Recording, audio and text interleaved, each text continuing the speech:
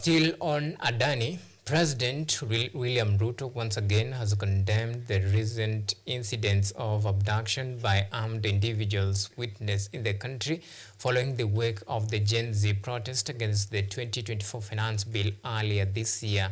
KUTV's Blue Smile Hassan reports on a day that President, before a joint parliamentary sitting, emphasized that this extrajudicial arrest cannot be justified, urging Kenyans to come forward and report incidents of abductions to DCI and IPOA. Additionally, the head of state condemned the rising femicide cases in the country. In his State of the Nation address before Parliament, President William Ruto condemned the abductions carried out by armed individuals without official police uniforms, incidents that have been witnessed since the Gen Z protests. In the address on the State of the Nation to the members of the National Assembly and the Senate, President Ruto acknowledged that there have been incidents of illegal arrest and abduction happening in the country.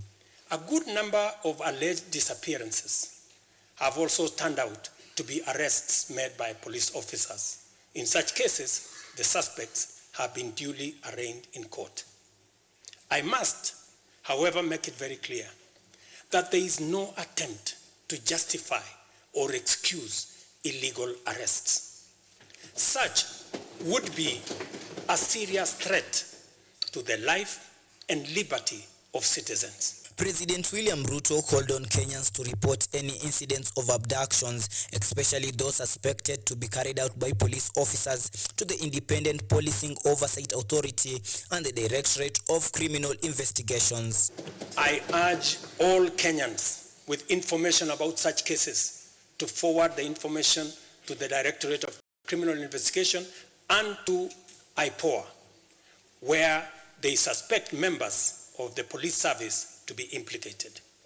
I am aware, for example, that many of the cases that have been raised are being handled by the Independent Police Oversight Authority, an important step in accountability and justice. President Ruto once again condemned femicide cases in the country suspected to be conducted by men and has called the nation to raise boys into morally upright men. It is time for each of us, political leaders, public officers, religious leaders, traditional institutions and family members, to do our part in raising boys into morally upright men who will never need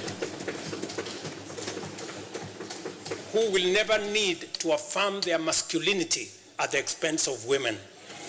President William Ruto's speech condemning the murders and abduction in the country comes days after the pressure from churches, bishops, activists and the law society who have called on the president to ensure safety of both the Kenyan citizen and foreign nationals in the country.